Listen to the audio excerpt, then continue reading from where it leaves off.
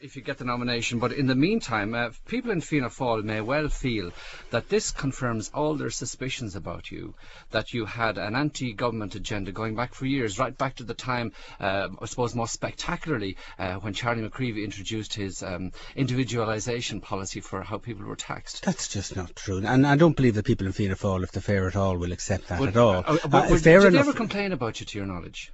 Fianna Fáil, of course they did, at the time you're speaking about, at the time of individualisation of the tax bands, and look where that's got us now. And not just then, but presumably subsequently as well, they might have had a few pops. Well, I'm not aware of any significant complaint. I mean, politicians complain about people in RTE all the time. Right, but the point I'm really leading up to is this, that given that you have been considering this for up to 2 months now by your own admission, surely RTE was entitled to more. Actively, Sean, only no, in but less surely than 2 RTE months. should have been told, I mean, prior to today, because you only told them today. There were people at a very senior level in this organisation who, at breakfast time today, did not believe that you were I going to couldn't do tell this. them what I had not decided, Sean. At the end of the day, if a person such as me begins to consider their future, begins to consider the role that they play, I need to consider that before I broaden it out to see whether or not I will take other people into my confidence. RTE has an obligation, under law, to be objective, I was completely objective, impartial and fair to all interests. That may be your contention, but if you were wrestling with this dilemma within yourself, I wasn't surely wrestling you is the wrong were description. trying to come to a decision. Surely you had an obligation to confide in RTE, who have you in this position of great trust, to say, look, I'm thinking of doing this. Maybe you would like to send me on gardening leave or do something like that while I make up my mind.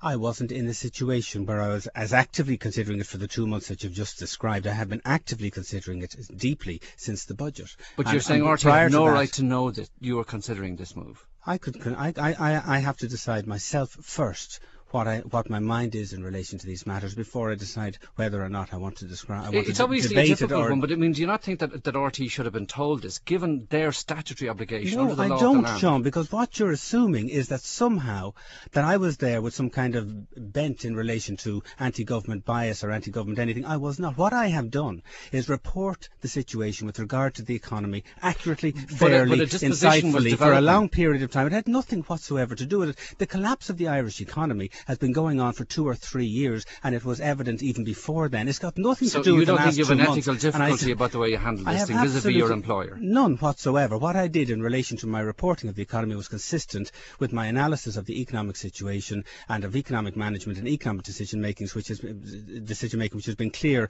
has been wanting for some time. That is all I have done. In relation to consideration of my own future, I am perfectly entitled to consider my future. I'm perfectly entitled in my own mind to make that decision without you or anybody else in RTE deciding that you must say what I will do. I believe that the country is in a situation of enormous economic crisis. I believe that it is right and proper that people who can contribute more should consider I'm simply raising more. the question as to whether people had a right to know before they actually did find out. What had they got to know? Until this weekend, there was nothing to know, Sean. I had not made up my mind. I know my mind. I know my character, and I know my personality. And I don't need you or anybody else in RTE to tell me what my future is.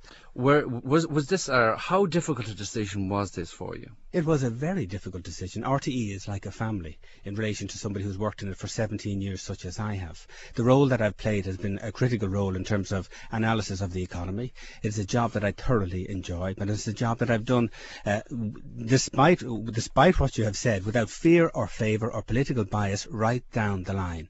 I challenge you to find something in relation to what you just said to me about bias or anything like that. I didn't suggest there was any bias on your part. I simply raised the question as to whether RTE had a right to know, and I alluded to the fact that Fianna Fáil and the government were not always happy, and nor should they be expected to be happy with your work over the years. I think it's a legitimate question to put to you. Another question is this. Among the qualities required for people in politics are thick skins. How do you stand on that one?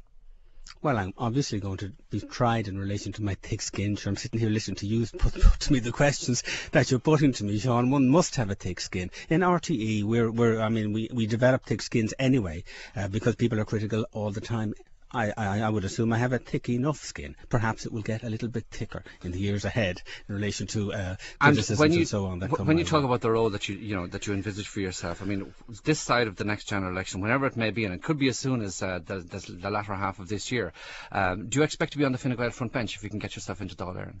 My only expectation is that I will be given an opportunity to participate in a future which I think, for myself, is one where I'm playing a different role, an actively different role, where I can bring to some kind of public policy area which is different than analysis or independent comment from RTE, some of the skills which I've developed over the years in terms of economic knowledge and understanding. And I think it is time in politics that we had a little bit more economic knowledge and economic understanding. We have an awful lot of people in the Dáil who don't have such things, and right now at this particular moment in time in our economic history, that's where we're at. We need some kind of input, some kind of fresh thinking, and I think it's time for people like me to play a new role. How would you fancy the idea of holding clinics for people coming to you with their problems? Would you be good at that?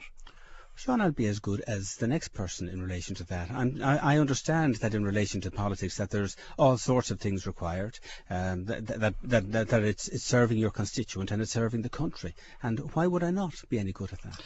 George, we'll miss you, but I suspect we'll see you back in the studio from time to time in whatever role you have in the future. And thank you for talking to us on the News at 1. Thanks, George Lee, RT's former economics editor, now heading off on leave of absence into whatever the future brings. More on the News at 1 after this break.